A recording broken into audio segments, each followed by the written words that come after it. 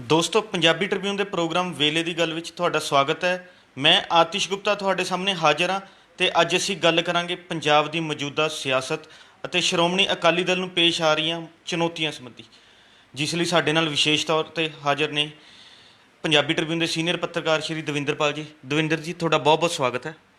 ਦਰਸ਼ਕਾਂ ਨੂੰ ਸਤਿ ਸ਼੍ਰੀ ਅਕਾਲ। ਦਵਿੰਦਰ ਜੀ, ਪੰਜਾਬੀ ਆਪਣੇ ਸ਼੍ਰੋਮਣੀ ਅਕਾਲੀ ਦਲ ਤੋਂ ਬਹੁਤ ਲੰਬੇ ਸਮੇਂ ਤੋਂ ਨਾਰਾਜ਼ ਚੱਲੇ ਆ ਰਹੇ ਨੇ, ਜਿਹਦਾ ਮੁੱਖ ਕਾਰਨ ਇਹ ਹੈ ਵੀ ਕਿ ਸਾਲ 2007 ਤੋਂ 2017 ਦੀ ਅਕਾਲੀ ਰਾਜ ਦੌਰਾਨ ਪੰਜਾਬ ਦੇ ਵਿੱਚ ਨਸ਼ਿਆਂ ਦਾ ਫੈਲਾਓ, ਰਿਸ਼ਵਤਖੋਰੀ ਦਾ ਵਧਣਾ, ਬੇਅਦਬੀ ਦੇ ਦੋਸ਼ ਲੱਗਣਾ, ਉਸ ਤੋਂ ਬਾਅਦ ਨਿਹੱਥੇ ਲੋਕਾਂ 'ਤੇ ਗੋਲੀਆਂ ਚਲਾਉਣਾ, ਦਲਿਤ ਅਤੇ ਵਿਦਿਆਰਥੀਆਂ ਦੀ ਮੰਗਾਂ ਵੱਲ ਧਿਆਨ ਨਾ ਦੇਣਾ। ਉਸ ਦੇ ਬਾਵਜੂਦ, ਇਹਨਾਂ ਦੋਸ਼ਾਂ ਦੇ ਬਾਵਜੂਦ ਸ਼੍ਰੋਮਣੀ ਅਕਾਲੀ ਦਲ ਅੱਜ ਮੁੜ ਜਿਹੜਾ ਹੈਗਾ ਲੋਕਾਂ ਦੇ ਵਿੱਚ ਲੋਕਾਂ ਦਾ ਹਮਦਰਦ ਬਣ ਕੇ ਜਾਣ ਦੀ ਕੋਸ਼ਿਸ਼ ਕਰ ਰਿਹਾ। ਇਸ ਸਾਰੇ ਦੋਸ਼ਾਂ ਦੇ ਬਾਵਜੂਦ ਅਕਾਲੀ ਦਲ ਜਿਵੇਂ ਲੋਕਾਂ 'ਚ ਜਾ ਰਿਹਾ, ਇਸ ਨੂੰ ਕਿਵੇਂ ਵੇਖਿਆ ਜਾ ਰਿਹਾ? ਆਤਿਸ਼ ਜੀ, ਅਸੀਂ ਇਸ ਵੇਲੇ ਸਾਲ 2020 ਦੇ ਵਿੱਚੋਂ ਲੰਘ ਰਹੇ ਹਾਂ।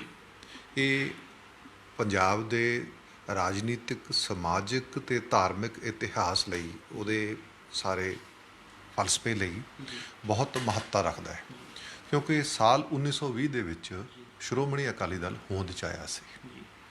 ਇਹ ਬਹੁਤ ਮਹੱਤਵਪੂਰਨ ਸਾਲ ਹੈ ਸਾਡੇ ਲਈ। ਅਕਾਲੀ ਦਲ ਪ੍ਰਤੀ ਲੋਕਾਂ ਦਾ ਗੁੱਸਾ ਕਿਉਂ ਹੈ? ਜੇ ਅਸੀਂ ਇਹਨੂੰ ਸੰਦਰਭ 'ਚ ਦੇਖੀਏ, ਜਦੋਂ ਇਤਿਹਾਸ ਫਰੋਲਦੇ ਹਾਂ, ਅਕਾਲੀ ਦਲ ਮਹਿਜ ਇੱਕ ਸਿਆਸੀ ਪਾਰਟੀ ਨਹੀਂ ਜਿਹੜੀ ਸਿਰਫ ਸੱਤਾ ਹਾਸਲ ਕਰਨ ਲਈ, ਸੱਤਾ ਹਾਸਲ ਕਰਕੇ ਜੇ ਅਸੀਂ ਕਹਿ ਲਈਏ ਕੁਕਰਮ ਕਰਨ ਲਈ ਨਹੀਂ ਸੀ। ਅਕਾਲੀ ਜਿਹੜੇ ਹੈ ਉਹ ਸਿਆਸਤ ਰਾਜਨੀਤੀ ਕਰਨ ਲੱਗੇ ਜਾਂ ਲੋਕਾਂ ਲਈ ਅਗਵਾਈ ਕਰਨ ਲੱਗੇ ਸੀ। ਜਦੋਂ ਅਸੀਂ ਇਤਿਹਾਸ ਦੇਖਦੇ ਹਾਂ ਤਾਂ ਅਕਾਲੀ ਦਲ ਇੱਕ ਪੰਜਾਬ ਦੀ ਸਮਾਜਿਕ ਅਤੇ ਧਾਰਮਿਕ ਅਤੇ ਰਾਜਨੀਤਿਕ ਨਜ਼ਰੀਏ ਤੋਂ ਲੋਕਾਂ ਦੀ ਰੂਹ ਹੈ, ਲੋਕਾਂ ਦੀ ਜਿੰਦ ਜਾਨ ਹੈ। ਇਸੇ ਕਰਕੇ ਪੰਜਾਬ ਦੇ ਲੋਕ ਕਦੇ ਵੀ ਅਕਾਲੀਆਂ ਤੋਂ ਘਟੀਆ ਕਿਰਦਾਰ ਦੀ ਤਵੱਜੋ ਹੀ ਨਹੀਂ ਕਰ ਸਕਦੇ। ਕਿਸੇ ਹੋਰ ਰਾਜਨੀਤਿਕ ਪਾਰਟੀ ਦੇ ਬੰਦੇ ਨੂੰ ਵਿਭਚਾਰੀ ਹੋਵੇ, ਕਿਰਦਾਰ ਮਾੜਾ ਹੋਵੇ, ਮਾਫ ਕਰ ਦੇਣਗੇ। ਅਕਾਲੀ ਦਲ ਨੂੰ ਨਹੀਂ ਮਾਫ ਕਰਦੇ, ਕਿਉਂਕਿ ਅਕਾਲੀ ਦਲ ਬਹੁਤ ਵੱਡੀਆਂ ਕੁਰਬਾਨੀਆਂ 'ਚੋਂ ਨਿਕਲਿਆ। ਜਦੋਂ ਅਸੀਂ ਇਤਿਹਾਸ ਪੜ੍ਹਦੇ ਹਾਂ, ਜਦੋਂ ਬਸਤੀਵਾਦੀ ਹਕੂਮਤ ਦਾ ਦਬਦਬਾ ਸੀ ਇੱਥੇ, ਕਿਵੇਂ ਲੱਖਾਂ ਕੁਰਬਾਨੀਆਂ, ਅਕਾਲੀ ਦਲ ਇੱਕ ਉਸ ਪਾਰਟੀ ਦੀ ਬੁਨਿਆਦ 'ਤੇ ਖੜ੍ਹਾ ਹੈ। ਜਦੋਂ ਲੋਕ, ਸੈਂਕੜੇ ਲੋਕ ਘਰਾਂ ਤੋਂ ਜਾਂਦੇ ਸੀ, ਕਹਿੰਦੇ ਸੀ ਕਿੱਥੇ ਚੱਲੇ ਹੋ? ਕਹਿੰਦੇ ਮਰਨ ਚੱਲੇ ਆ। ਇਹੋ ਜਿਹੀ ਲਿਗੇਸੀ, ਇਹੋ ਜਿਹੀ ਅਮੀਰ ਵਿਰਾਸਤ, ਕੁਰਬਾਨੀਆਂ ਦੀ ਵਿਰਾਸਤ ਮੈਨੂੰ ਨਹੀਂ ਲੱਗਦਾ ਹਿੰਦੁਸਤਾਨ ਦੀ ਕਿਸੇ ਹੋਰ ਰੀਜਨਲ ਪਾਰਟੀ ਕੋਲ ਹੈ। ਅਤੇ ਹਿੰਦੁਸਤਾਨ ਦੀ ਓਲਡੈਸਟ ਪਾਰਟੀ ਕਾਂਗਰਸ ਨੰਬਰ 1 'ਤੇ ਸਭ ਤੋਂ ਪੁਰਾਣੀ ਪਾਰਟੀ ਹੈ, ਨੰਬਰ 2 ਦੀ ਸ਼੍ਰੋਮਣੀ ਅਕਾਲੀ ਦਲ ਹੈ। ਇਹ ਇੱਕ ਇਸ ਪਾਰਟੀ ਦਾ ਇਤਿਹਾਸ ਹੈ। ਫਿਰ ਅਸੀਂ ਸਿਮਿਲਰਲੀ ਜਦੋਂ ਉਹਦੇ ਨਾਲ ਜੋੜਦੇ ਹਾਂ, ਚਾਹੇ ਉਹ ਨਨਕਾਣਾ ਸਾਹਿਬ ਦਾ ਸਾਕਾ ਹੋਵੇ, ਚਾਹੇ ਉਹ ਪੰਜਾ ਸਾਹਿਬ ਦੀ ਸ਼ਹੀਦੀ ਹੋਵੇ, ਚਾਹੇ ਉਹ ਕੁੰਜੀਆਂ ਦਾ ਮੋਰਚਾ ਹੋਵੇ, ਚਾਹੇ ਉਹ ਜੈਤੋ ਦਾ ਮੋਰਚਾ ਹੋਵੇ, ਚਾਹੇ ਗੁਰੂ ਕੇ ਬਾਗ ਦਾ ਮੋਰਚਾ ਹੋਵੇ, ਜਦੋਂ ਉਹ ਸਾਰੇ ਮੋਰਚਿਆਂ ਦਾ ਅਸੀਂ ਇਤਿਹਾਸ ਪੜ੍ਹਦੇ ਹਾਂ ਤਾਂ ਸਾਨੂੰ ਅਸਲੀ ਕਿਰਦਾਰ, ਪੰਜਾਬ ਦੀ ਅਸਲ ਰੂਹ ਦੇ ਦਰਸ਼ਨ ਦੀਦਾਰ ਹੁੰਦੇ ਨੇ ਵੀ ਇਹ ਪਾਰਟੀ ਜਿਹੜੀ ਹੈ ਕਿੰਨੀ ਮਜ਼ਬੂਤ ਨੀਂਹ 'ਤੇ ਖੜ੍ਹੀ ਹੈ। ਸਮੇਂ ਦੀ ਤਰਾਸਦੀ ਦੇਖੋ, ਕਿਉਂਕਿ ਉਸ ਤੋਂ ਬਾਅਦ ਨਿਗਾਰ ਆਉਂਦਾ ਜਿਉਂ-ਜਿਉਂ ਅਕਾਲੀ ਦਲ ਦੇ ਅਗਲੀ ਪੀੜ੍ਹੀ, ਉਹਨਾਂ ਹੀ ਲੀਡਰਾਂ ਦੀ ਅਗਲੀ ਪੀੜ੍ਹੀ ਨੇ ਰਾਜਨੀਤੀ 'ਚ ਪ੍ਰਵੇਸ਼ ਕੀਤਾ ਤਾਂ ਅਕਾਲੀ ਦਲ ਦਾ ਕਿਰਦਾਰ ਚੇਂਜ ਹੋਣ ਲੱਗ ਗਿਆ। ਮੈਨੂੰ ਯਾਦ ਹੈ ਵੀ ਜਦੋਂ ਵੀ ਕਦੇ ਅਕਾਲੀ ਦਲ ਦੇ ਕੱਦਾਵਰ ਆਗੂ, ਬਜ਼ੁਰਗ ਸਿਆਸਤਦਾਨ ਪ੍ਰਕਾਸ਼ ਸਿੰਘ ਬਾਦਲ ਤੋਂ ਕਦੇ ਕੋਈ ਸਵਾਲ ਪੁੱਛਦਾ ਸੀ ਵੀ ਜੀ ਸਿਆਸਤਦਾਨਾਂ ਦੇ ਧੀ ਪੁੱਤ ਹੀ ਰਾਜਨੀਤੀ 'ਚ ਕਿਉਂ ਆਉਂਦੇ ਨੇ ਅਤੇ ਦਰੀਆਂ ਝਾੜਨ ਵਾਲੇ, ਸਟੇਜਾਂ ਲਾਉਣ ਵਾਲੇ, ਇਕੱਠ ਕਰਨ ਵਾਲੇ, ਜੇਲ੍ਹਾਂ 'ਚ ਜਾਣ ਵਾਲੇ ਨੁਕਰੇ ਲੱਗੇ ਪਏ ਨੇ? ਤਾਂ ਉਹ ਕਹਿੰਦੇ ਸੀ ਵੀ ਜੇ ਵਕੀਲ ਦਾ ਪੁੱਤ ਵਕੀਲ ਬਣ ਸਕਦਾ ਹੈ, ਡਾਕਟਰ ਦਾ ਪੁੱਤ ਡਾਕਟਰ ਬਣ ਸਕਦਾ ਹੈ, ਤਾਂ ਸਿਆਸਤਦਾਨ ਦਾ ਪੁੱਤ ਸਿਆਸਤਦਾਨ ਕਿਉਂ ਨਹੀਂ ਬਣ ਸਕਦਾ? ਇੱਥੇ ਮੈਨੂੰ ਅੰਗਰੇਜ਼ੀ ਦੇ ਪ੍ਰਸਿੱਧ ਵਿਦਵਾਨ ਮੈਕਸ ਓਰੈਲ ਦੀ ਇੱਕ ਜਿਹੜਾ ਉਹਨਾਂ ਦਾ ਕਥਨ ਯਾਦ ਆਉਂਦਾ ਹੈਗਾ। ਉਹ ਕਹਿੰਦੇ ਨੇ ਵੀ ਡਾਕਟਰ ਬਣਨ ਲਈ ਮੈਡੀਸਨ ਪੜ੍ਹਨੀ ਪੈਂਦੀ ਹੈ, ਵਕੀਲ ਬਣਨ ਲਈ ਵਕਾਲਤ ਕਰਨੀ ਪੈਂਦੀ ਹੈ, ਪਰ ਇੱਕ ਸਿਆਸਤਦਾਨ ਬਣਨ ਲਈ ਤੁਹਾਨੂੰ ਸਿਰਫ ਅਤੇ ਸਿਰਫ ਲੋਕਾਂ ਦੇ ਜਜ਼ਬਾਤ ਨਾਲ ਖੇਡਣਾ ਆਉਣਾ ਚਾਹੀਦਾ ਹੈ ਅਤੇ ਨਿੱਜੀ ਹਿੱਤਾਂ ਦੀ ਪੈਰਵਾਈ ਕਿਵੇਂ ਕਰਨੀ ਹੈ, ਨਿੱਜੀ ਹਿੱਤਾਂ ਨੂੰ ਆਪਣੇ ਉਹਨੂੰ ਪ੍ਰੋਟੈਕਟ ਕਿਵੇਂ ਕਰਨਾ ਹੈ ਅਤੇ ਇੱਕ ਦੂਜੇ ਨੂੰ ਪੌੜੀ ਬਣਾ ਕੇ ਦੂਜੇ ਦਾ ਨੁਕਸਾਨ ਕਰਕੇ ਕਿਵੇਂ ਅੱਗੇ ਵਧਣਾ ਹੈ। ਰਾਜਨੀਤੀ 'ਚ ਸਿਰਫ ਇਹੀ ਕੁਛ ਰਹਿ ਗਿਆ। ਇਸ ਲਈ ਕਿਸੇ ਕਿਸਮ ਦੀ ਪੜ੍ਹਾਈ ਨਹੀਂ, ਤੁਹਾਨੂੰ ਦਾਅ ਪੇਚ ਆਉਣੀ ਚਾਹੀਦੀ ਹੈ। ਉਹ ਜਦੋਂ ਅਸੀਂ ਦੇਖਦੇ ਹਾਂ ਵੀ ਜਦੋਂ ਅਗਲੀ ਪੀੜ੍ਹੀ ਨੇ ਪ੍ਰਵੇਸ਼ ਕੀਤਾ ਤਾਂ ਉਹ ਅਕਾਲੀ ਦਲ ਦੇ ਵਿੱਚ ਕੋਈ, ਮੈਨੂੰ ਨਹੀਂ ਲੱਗਦਾ ਹੁਣ ਅੱਜ ਦੀ ਤਰੀਕ ਦੇ ਵਿੱਚ ਪੰਜਾਬ ਦਾ ਯੂਥ, ਜਦੋਂ 2015 ਤੇ 16 ਦਾ ਇੱਕ ਦੌਰ ਆਇਆ ਸੀ, 14 ਦੀ ਲੋਕ ਸਭਾ ਇਲੈਕਸ਼ਨ ਤੋਂ ਕਹਿ ਲਓ, ਯੂਥ ਜਿਹੜਾ ਟੋਟਲੀ ਅਕਾਲੀ ਦਲ ਨਾਲ ਨਾਰਾਜ਼ ਹੋ ਗਿਆ ਸੀ। ਜਦੋਂ ਅਸੀਂ ਦੇਖਦੇ ਹਾਂ ਆਮ ਆਦਮੀ ਪਾਰਟੀ ਦਾ ਉਦੋਂ ਉਭਾਰ ਹੋਇਆ, ਯੂਥ ਜਿਹੜਾ ਹੈ ਉਹ ਆਮ ਆਦਮੀ ਪਾਰਟੀ ਵੱਲ ਨੂੰ ਟਿਲਟ ਹੋ ਗਿਆ ਸੀ। ਇਹਦਾ ਮਤਲਬ ਯੂਥ ਜਿਹੜਾ ਹੈ ਉਹ ਨਿਰਾਸ਼ ਸੀ, ਕਿਉਂਕਿ ਸਾਡੀਆਂ ਜਿਹੜੀਆਂ ਰਵਾਇਤੀ ਪਾਰਟੀਆਂ ਉਹਨਾਂ 'ਚ ਕਾਂਗਰਸ ਵੀ ਹੈ। ਇਹਨਾਂ ਨੇ ਯੂਥ ਕਿਹਨੂੰ ਮੰਨ ਲਿਆ ਸੀ? ਜਿਹੜੇ ਆਪਦੇ ਹੀ ਧੀਆਂ ਪੁੱਤ ਨੇ ਸੀ, ਉਹੀ ਯੂਥ ਹੈ ਸਾਡੇ ਲਈ। ਬਾਕੀ ਜਿਹੜੇ ਵਰਕਰ ਸੀ, ਜਿਹੜੇ ਮਰਗੇ ਪਾਰਟੀਆਂ ਲਈ ਕੁਰਬਾਨੀਆਂ ਦਿੰਦੇ, ਉਹਨਾਂ ਦੇ ਧੀ ਪੁੱਤ ਜਾਣ ਟੱਠੇ ਖੂਹ 'ਚ, ਉਹਨਾਂ ਨੂੰ ਕੋਈ ਨਹੀਂ ਪੁੱਛਦਾ। ਇਸ ਲਈ ਜਿਹੜੇ 10 ਪੂਰੇ ਦਿੰਦੇ ਹੈ, ਉਹੀ ਰੇਤਾ ਵੇਚਣ ਵਾਲੇ ਹੈ, ਉਹੀ ਜਿਹੜੇ ਆ ਸ਼ਰਾਬ ਵੇਚਣ ਵਾਲਿਆਂ ਨਾਲ ਰਲ ਜਾਂਦੇ ਹੈ, ਉਹੀ ਹੋਰਾਂ ਕੰਮ ਧੰਦਿਆਂ 'ਚ ਰਲ ਜਾਂਦੇ, ਅਤੇ ਉਹੀ ਯੂਥ ਅਕਾਲੀ ਦਲ 'ਚ ਆ ਜਾਂਦੇ ਨੇ, ਜਾਂ ਯੂਥ ਕਾਂਗਰਸ 'ਚ ਆ ਜਾਂਦੇ ਨੇ, ਜਿਹੜੀ ਵੀ ਮਰਜ਼ੀ ਪਾਰਟੀ ਕਹਿ ਲਓ, ਉਹਦੇ 'ਤੇ ਗੱਲਬਾਤ ਬਣ ਜਾਂਦਾ। ਇਹਨਾਂ ਪਾਰਟੀਆਂ ਦਾ ਯੂਥ ਉਹੀ ਬਣ ਗਿਆ। ਹੁਣ ਵੀ ਜਦੋਂ ਅਸੀਂ ਦੇਖਦੇ ਹਾਂ ਉਹਨਾਂ ਘਟਨਾਵਾਂ ਨਾਲ 2014-15 ਦਾ ਜਿਹੜਾ ਉਹ ਉਭਾਰ ਸੀ, ਚਾਹੇ ਉਹ ਚਿੱਟੇ ਦੇ ਖਿਲਾਫ ਸੀ, ਚਾਹੇ ਉਹ ਅਸਲ 'ਚ ਐਂਗਰ ਜਿਹੜਾ ਉਹ ਰਾਜਨੀਤਿਕ ਪਾਰਟੀਆਂ ਪ੍ਰਤੀ ਹੁੰਦਾ ਹੈ। ਅੱਜ ਤੱਕ ਨੂੰ ਦੇਖਦੇ ਹਾਂ ਅਸੀਂ ਕਿਸਾਨੀ ਸੰਘਰਸ਼ ਦਾ ਦੌਰ ਚੱਲ ਰਿਹਾ ਹੈ। ਵੱਡੀ ਗਿਣਤੀ 'ਚ ਨੌਜਵਾਨ ਪਿੰਡਾਂ ਦੇ ਵਿੱਚੋਂ, ਜਦੋਂ ਅਸੀਂ ਪਿੰਡਾਂ ਦੇ ਵਿੱਚ ਫੀਡਬੈਕ ਲੈਂਦੇ ਹਾਂ, ਗੱਲ ਕਰਦੇ ਹਾਂ, ਆਪ ਮੁਹਾਰੇ ਬੱਸਾਂ ਭਰ ਕੇ ਅਕਾਲੀ ਦਲ ਦੇ ਜਿਹੜੇ 2 ਵੱਡੇ ਮੋਰਚੇ ਲੱਗੇ ਸੀ, ਲੰਬੀ ਤੇ ਪਟਿਆਲੇ 'ਚ, ਉੱਥੇ ਆਪ ਮੁਹਾਰੇ ਪਹੁੰਚਣ ਦਾ ਕਾਰਨ ਸਿੱਧਾ ਤਾਂ ਸਿੱਧਾ ਹੈ ਵੀ ਜਿਹੜੀਆਂ ਸਾਡੀਆਂ ਰਵਾਇਤੀ ਪਾਰਟੀਆਂ ਨੇ, ਉਹਨਾਂ 'ਚ ਕਾਂਗਰਸ, ਸ਼੍ਰੋਮਣੀ ਅਕਾਲੀ ਦਲ, ਭਾਰਤੀ ਜਨਤਾ ਪਾਰਟੀ, ਈਵਨ ਕਿ ਕਮਿਊਨਿਸਟ ਪਾਰਟੀਆਂ, ਉਹਨਾਂ ਦੀਆਂ ਨੀਤੀਆਂ ਤੋਂ ਬੁਰੀ ਤਰ੍ਹਾਂ ਤੰਗ ਆ ਚੁੱਕੇ ਨੇ, ਉਹਨਾਂ ਨੂੰ ਮੂੰਹ ਲਾਉਣ ਨੂੰ ਤਿਆਰ ਨਹੀਂ। ਇਹ ਅਕਾਲੀ ਦਲ ਲਈ ਵੱਡੀ ਚੁਣੌਤੀ ਇਸ ਕਰਕੇ ਹੈ ਕਿਉਂਕਿ ਅਕਾਲੀ ਦਲ ਦਾ ਜਿਹੜਾ ਬੁਨਿਆਦ ਹੈ ਉਹ ਦਿਹਾਤੀ ਹੈ, ਉਹ ਰੂਰਲ ਬੇਸ ਤੇ ਖੜ੍ਹਾ ਹੈਗਾ। ਰੂਰਲ ਬੇਸ ਇਹਨਾਂ ਨੇ ਪਹਿਲਾਂ ਉਹਨੂੰ ਸੱਟ ਮਾਰੀ ਜਦੋਂ ਬੇਅਦਬੀ ਕਾਂਡ ਹੋਇਆ। ਬੇਅਦਬੀ ਕਾਂਡ ਤੋਂ ਬਾਅਦ ਸ਼੍ਰੋਮਣੀ ਅਕਾਲੀ ਦਲ ਦੇ ਆਗੂਆਂ 'ਤੇ ਹੀ ਦੋਸ਼ ਲੱਗੇ, ਉਹਦੇ ਵਿੱਚ ਐਸੇ ਘਿਰੇ ਜਿਹੜਾ ਉਹ ਕਾਂਡ ਅਜੇ ਤੱਕ ਇਹਨਾਂ ਦਾ ਪਿੱਛਾ ਨਹੀਂ ਛੱਡ ਰਿਹਾ। ਫਿਰ ਚਿੱਟੇ ਦੇ ਦੋਸ਼ ਲੱਗੇ, ਨਸ਼ਿਆਂ ਦੇ ਦੋਸ਼ ਲੱਗੇ, ਉਹਦੇ 'ਚ ਵੀ ਯੂਥ ਕੁਰਬਾਨ ਹੋਇਆ, ਸਾਡਾ ਨੌਜਵਾਨ ਮਰਿਆ, ਚਾਹੇ ਉਹ ਮੌਤ ਦਾ ਸ਼ਿਕਾਰ ਹੋਇਆ, ਚਾਹੇ ਨਸ਼ਿਆਂ ਦਾ ਸ਼ਿਕਾਰ ਹੋਇਆ, ਕਈ ਬੇਕਾਰ ਹੋ ਗਏ, ਕਈ ਮਰ ਗਏ ਵਿਚਾਰੇ। ਉਹਦੇ 'ਤੇ ਵੀ ਐਲੀਗੇਸ਼ਨ ਜਿਹੜੇ ਆ ਉਹ ਉਸ ਵੇਲੇ ਦੀ ਰੂਲਿੰਗ ਪਾਰਟੀ 'ਤੇ ਲੱਗੇ। ਇਸ ਕਰਕੇ ਉਦੋਂ ਤੋਂ ਲੈ ਕੇ ਹੁਣ ਤੱਕ ਦਾ ਜਿਹੜਾ ਦੌਰ ਹੈ ਉਹ ਅਜੇ ਤੱਕ ਰੂਰਲ ਬੇਸ ਜਿਹੜਾ ਹੈ ਉਹ ਇਸ ਪਾਰਟੀ ਦਾ ਨਹੀਂ ਬਣਿਆ। ਜਦੋਂ ਹੁਣ ਅਸੀਂ ਅਗਲੀ ਚੁਣੌਤੀ ਦੀ ਗੱਲ ਕਰਦੇ ਹਾਂ, ਜਿਵੇਂ ਕਿ ਸ਼੍ਰੋਮਣੀ ਅਕਾਲੀ ਦਲ ਨੇ ਕੁਝ ਦਿਨ ਪਹਿਲਾਂ ਜਿਹੜਾ ਹੈ ਡਿਸੀਜ਼ਨ ਲੈ ਲਿਆ ਵੀ ਅਸੀਂ ਭਾਰਤੀ ਜਨਤਾ ਪਾਰਟੀ ਦੀ ਅਗਵਾਈ ਵਾਲੇ ਕੌਮੀ ਜਮਹੂਰੀ ਗੱਠਜੋੜ ਦਾ ਹੁਣ ਹਿੱਸਾ ਨਹੀਂ ਰਹਾਂਗੇ। ਉਹਦਾ ਜਿਹੜਾ ਸਭ ਤੋਂ ਬੁਨਿਆਦੀ ਪਹਿਲੂ ਹੈ, ਮੈਂ ਫਿਰ ਇੱਕ ਪ੍ਰਕਾਸ਼ ਸਿੰਘ ਬਾਦਲ ਦੀ ਗੱਲ ਨੂੰ ਕੋਟ ਕਰੂੰਗਾ। ਮੈਂ ਇੱਕ ਵਾਰ ਕਈ ਜਰਨਲਿਸਟ ਸੀਗੇ, ਪ੍ਰਕਾਸ਼ ਸਿੰਘ ਬਾਦਲ ਜਦੋਂ ਚੀਫ ਮਿਨਿਸਟਰ ਸੀਗੇ, ਉਹਨਾਂ ਨੇ ਬੁਲਾਇਆ ਤਾਂ ਇੱਕ ਸਵਾਲ ਪੁੱਛਿਆ ਮੈਂ ਕਿਹਾ ਵੀ ਪੰਜਾਬ ਦੀ ਰਾਜਨੀਤੀ ਦੇ ਵਿੱਚ ਇੱਕ ਇਹ ਆਮ ਪ੍ਰਭਾਵ ਮੰਨਿਆ ਜਾਂਦਾ ਹੈ ਵੀ ਤੁਸੀਂ ਇੱਕ ਇਸ ਪੱਧਰ ਦੇ ਕੱਦਾਵਰ ਅਕਾਲੀ ਆਗੂ ਹੋ ਵੀ ਜਿਹਨੂੰ ਹਿੰਦੂ, ਸਿੱਖ, ਮੁਸਲਿਮ, ਈਵਨ ਕਿ ਸ਼ਡਿਊਲ ਕਾਸਟ ਸਾਰਿਆਂ ਦੇ ਵਿੱਚ ਸਤਿਕਾਰਤ ਲੀਡਰ ਮੰਨਿਆ ਜਾਂਦਾ ਹੈ। ਅਤੇ ਸਾਰੇ ਵੋਟ ਵੀ ਇਸੇ ਕਰਕੇ ਪ੍ਰਕਾਸ਼ ਸਿੰਘ ਬਾਦਲ ਦੇ ਨਾਂ 'ਤੇ ਪੈਂਦੀ ਸੀ ਤਾਂ ਜੋ ਲੋਕ ਆਪਣਾ ਭਵਿੱਖ ਇਹਨਾਂ ਲੀਡਰਾਂ ਦੇ ਹੱਥਾਂ 'ਚ ਇਹ ਬੰਦੇ ਸੁਰੱਖਿਅਤ ਹੈ ਜੀ, ਜੋ ਕਹਿੰਦੇ ਨੇ ਇਹ ਬੋਲ ਪੁਗਾਉਣਗੇ। ਅੱਜ ਰਹਿ ਗਈ ਝੂਠ ਦੀ ਅਤੇ ਗੱਪ ਦੀ ਸਿਆਸਤ, ਇਸ ਕਰਕੇ ਲੋਕ ਯਕੀਨ ਕਰਨੋਂ ਹਟ ਗਏ। ਅਤੇ ਮੈਂ ਪ੍ਰਕਾਸ਼ ਸਿੰਘ ਬਾਦਲ ਨੂੰ ਇਹ ਸਵਾਲ ਪੁੱਛਿਆ, ਮੈਂ ਕਿਹਾ ਜੀ ਜੋ ਤੁਹਾਡੀ ਲਿਗੇਸੀ ਹੈ, ਤੁਸੀਂ ਸਾਰੇ ਵਰਗਾਂ ਦੇ ਵਿੱਚ ਪ੍ਰਵਾਨਿਤ ਲੀਡਰ ਹੋ, ਤਕਰੀਬਨ ਪ੍ਰਵਾਨਿਤ ਹੋ, 19-21 ਦੇ ਫਰਕ ਨਾਲ ਘੱਟ ਵੀ ਹੋ ਸਕਦਾ, ਪਰ ਇੱਜ਼ਤ ਸੀਗੀ ਸਾਰੇ ਵਰਗਾਂ 'ਚ। ਕੀ ਸੁਖਬੀਰ ਸਿੰਘ ਬਾਦਲ ਤੁਹਾਡੀ ਇਸ ਵਿਰਾਸਤ ਨੂੰ ਅੱਗੇ ਤੋਰਨਗੇ? ਉਹਨਾਂ 'ਚ ਕੈਪੇਬਿਲਿਟੀ ਹੈ, ਇਹ ਯੋਗਤਾ ਹੈ ਵੀ ਉਹ ਸਾਰੇ ਵਰਗਾਂ ਦੇ ਵਿੱਚ ਉਸੇ ਤਰ੍ਹਾਂ ਦੇ ਪ੍ਰਵਾਨਿਤ ਲੀਡਰ ਐਸਟੈਬਲਿਸ਼ ਸਥਾਪਿਤ ਹੋ ਸਕਣਗੇ?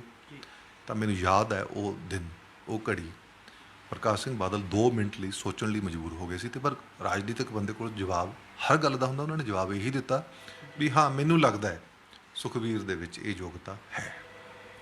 ਅੱਜ NDA ਛੱਡਣ ਤੋਂ ਬਾਅਦ ਸ਼੍ਰੋਮਣੀ ਅਕਾਲੀ ਦਲ ਲਈ ਸਭ ਤੋਂ ਵੱਡੀ ਚੁਣੌਤੀ ਜਿਹੜੀ ਹੈ, ਕਿਉਂਕਿ ਪੰਜਾਬ ਨੇ 20-25 ਸਾਲ ਅੱਤਵਾਦ ਦਾ ਸੰਤਾਪ ਹੰਢਾਇਆ, ਖਾੜਕੂਵਾਦ ਦਾ ਸੰਤਾਪ ਹੰਢਾਇਆ, ਉਸ ਸੰਤਾਪ ਦੇ ਵਿੱਚ ਸਾਡੇ ਪੰਜਾਬ ਦਾ ਬਹੁਤ ਖੂਨ ਡੁੱਲਿਆ, ਚਾਹੇ ਉਹ ਅੱਤਵਾਦੀਆਂ ਨੇ ਮੱਦੇ ਮਾਰੇ, ਚਾਹੇ ਪੁਲਿਸ ਨੇ ਮਾਰੇ, ਮਰੇ ਪੰਜਾਬੀ ਨੇ, ਮਰਿਆ ਸਿੱਖ ਮਰਿਆ, ਹਿੰਦੂ ਮਰਿਆ, ਪੰਜਾਬੀ ਹੀ ਮਰੇ ਨੇ, ਪੰਜਾਬ ਦਾ ਘਾਣ ਹੋਇਆ, ਪੰਜਾਬ ਦਾ ਬਹੁਤ ਜ਼ਿਆਦਾ ਨੁਕਸਾਨ ਹੋਇਆ। ਇਸ ਲਈ ਅਕਾਲੀ ਦਲ ਲਈ ਸਭ ਤੋਂ ਵੱਡੀ ਚੁਣੌਤੀ ਇਹ ਹੈ ਕਿ ਉਹ ਇਸ ਤਰ੍ਹਾਂ ਦਾ ਮੋਡਰੇਟ ਫੇਸ ਲੋਕਾਂ ਨੂੰ ਦੇ ਪਾਉਣਗੇ ਤਾਂ ਜੋ ਸਾਰੇ ਵਰਗਾਂ ਦੇ ਵਿੱਚ ਸੁਖਬੀਰ ਸਿੰਘ ਬਾਦਲ ਪ੍ਰਵਾਨਿਤ ਲੀਡਰ ਬਣ ਸਕਣਗੇ। ਜੇ ਉਹ ਪ੍ਰਵਾਨਿਤ ਲੀਡਰ ਬਣ ਸਕਣਗੇ, ਉਸ ਲੈਵਲ 'ਤੇ ਉਸ ਪੱਧਰ 'ਤੇ ਆਪਦੇ ਆਪ ਨੂੰ ਲਿਜਾ ਸਕਣਗੇ, ਤਾਂ ਹੀ ਜਿਹੜੇ ਹੈ ਉਹ ਸੱਤਾ ਦਾ ਸਵਾਦ ਦੇਖ ਸਕਣਗੇ। ਇਹ ਚੁਣੌਤੀ ਉਹਨਾਂ ਲਈ ਸਭ ਤੋਂ ਵੱਡੀ ਚੁਣੌਤੀ ਹੈ। ਦਵਿੰਦਰ ਜੀ, ਕਿਸਾਨੀ ਸੰਘਰਸ਼ ਦੀ ਤੁਸੀਂ ਗੱਲ ਕਰੀ। ਸ਼੍ਰੋਮਣੀ ਅਕਾਲੀ ਦਲ ਆਪਣੇ ਸ਼ੁਰੂਆਤੀ ਸਮੇਂ ਤੋਂ ਕਿਸਾਨਾਂ ਦੀ ਹਮਦਰਦੀ ਦੀ ਗੱਲ ਕਰਦਾ ਆ ਰਿਹਾ। ਉਸ ਦੇ ਬਾਵਜੂਦ ਜਿਹੜੇ ਕੇਂਦਰ ਸਰਕਾਰ ਵੱਲੋਂ ਖੇਤੀ ਸੁਧਾਰਾਂ ਦੇ ਨਾਂ 'ਤੇ ਇਹ 3 ਆਰਡੀਨੈਂਸ ਲਿਆਂਦੇ ਗਏ ਜੋ ਕਿ ਅੱਜ ਬਿੱਲ ਦਾ ਰੂਪ ਧਾਰ ਚੁੱਕੇ ਨੇ, ਪਾਸ ਕਰ ਦਿੱਤੇ ਗਏ ਨੇ। ਉਸ ਦੇ ਬਾਵਜੂਦ ਪਹਿਲਾਂ ਸ਼੍ਰੋਮਣੀ ਅਕਾਲੀ ਦਲ ਇਹਨਾਂ ਬਿੱਲਾਂ ਦੀ, ਇਹਨਾਂ ਆਰਡੀਨੈਂਸਾਂ ਦੀ ਹਮਾਇਤ ਕਰਦਾ ਰਿਹਾ। ਉਹਨਾਂ ਦੀ ਹਮਾਇਤ ਕਰਦਿਆਂ ਕੇਂਦਰੀ ਖੇਤੀ ਮੰਤਰੀ ਵੱਲੋਂ ਜਿਹੜੀ ਸ਼੍ਰੋਮਣੀ ਅਕਾਲੀ ਦਲ ਦੇ ਪ੍ਰਧਾਨ ਸੁਖਬੀਰ ਬਾਦਲ ਦੇ ਨਾਂ ਚਿੱਠੀ ਲਿਖੀ ਗਈ ਸੀ, ਉਹਦਾ ਵੀ ਜਿਹੜਾ ਹੈਗਾ ਸਭ ਨੂੰ ਦੱਸਦੇ ਰਹੇ ਨੇ ਉਸ ਚਿੱਠੀ ਬਾਰੇ ਵੀ ਕਿ ਕੇਂਦਰੀ ਮੰਤਰੀ ਨੇ ਉਹਨਾਂ ਦੇ ਨਾਮ ਚਿੱਠੀ ਲਿਖ ਕੇ ਇਹ ਗੱਲਾਂ ਕਹੀਆਂ। ਪਰ ਜਦੋਂ ਉਸ ਦੇ ਬਾਵਜੂਦ ਵੀ ਕਿਸਾਨੀ ਸੰਘਰਸ਼ ਨੇ ਰੁਕਣ ਦਾ ਨਾਂ ਨਹੀਂ ਲਿੱਤਾ, ਤਾਂ ਪਹਿਲਾਂ ਸ਼੍ਰੋਮਣੀ ਅਕਾਲੀ ਦਲ ਨੇ ਯੂ ਟਰਨ ਲੈਂਦਿਆਂ ਕੇਂਦਰੀ ਮੰਤਰੀ ਹਰਸਿਮਰਤ ਕੌਰ ਬਾਦਲ ਨੇ ਅਸਤੀਫਾ ਦਿੱਤਾ। ਜਦੋਂ ਫਿਰ ਵੀ ਅਕਾਲੀ ਦਲ ਦੀ ਲੋਕਾਂ ਦੇ ਵਿੱਚ ਕੋਈ ਲੋਕਪ੍ਰਿਯਤਾ 'ਚ ਵਾਧਾ ਨਹੀਂ ਹੋਇਆ, ਉਸ ਤੋਂ ਬਾਅਦ ਸ਼੍ਰੋਮਣੀ ਅਕਾਲੀ ਦਲ ਨੇ NDA ਤੋਂ ਜਿਹੜਾ ਹੈਗਾ ਵੱਖ ਹੋਣ ਦਾ ਫੈਸਲਾ ਕੀਤਾ। ਇਹ ਸਾਰਾ ਕੁਝ ਉਹ ਲੋਕਾਂ ਦੇ ਵਿੱਚ ਆਪਣਾ ਵਿਸ਼ਵਾਸ ਜਿਹੜਾ ਹੈਗਾ ਜਿੱਤਣ ਲਈ ਕਰ ਰਹੇ ਨੇ। ਕੀ ਤੁਹਾਨੂੰ ਲੱਗਦਾ ਹੈ ਇੰਨਾ ਕੁਝ ਕਰਨ ਦੇ ਬਾਵਜੂਦ ਸ਼੍ਰੋਮਣੀ ਅਕਾਲੀ ਦਲ ਜਿਹੜਾ ਆਪਣਾ ਅਕਸ ਸੁਧਾਰਨ 'ਚ ਕਾਮਯਾਬ ਹੋ ਸਕੇਗਾ? ਬਿਨਾਂ ਸ਼ੱਕ ਜਿਹੜਾ ਇਹ ਜਦੋਂ ਖੇਤੀ ਸੁਧਾਰਾਂ ਦੇ ਪਹਿਲਾਂ ਆਰਡੀਨੈਂਸ ਆਏ, ਫਿਰ ਬਿੱਲ ਪਾਰਲੀਮੈਂਟ 'ਚ ਪੇਸ਼ ਹੋਇਆ, ਹੁਣ ਕਾਨੂੰਨ ਬਣ ਗਿਆ। ਆਰਡੀਨੈਂਸ ਪਾਸ ਹੋਣ ਤੋਂ ਲੈ ਕੇ ਬਿੱਲ ਪੇਸ਼ ਹੋਣ ਤੱਕ ਦਾ ਜਿਹੜਾ ਸਮਾਂ ਸੀ, ਉਹਦੇ 'ਚ ਅਕਾਲੀ ਦਲ ਨੇ ਆਪਣੀ ਜਿਹੜੀ ਹੈ ਬਹੁਤ ਜ਼ਿਆਦਾ ਰਾਜਨੀਤਿਕ ਤੌਰ 'ਤੇ ਨੁਕਸਾਨ ਖਾਧਾ ਹੈ।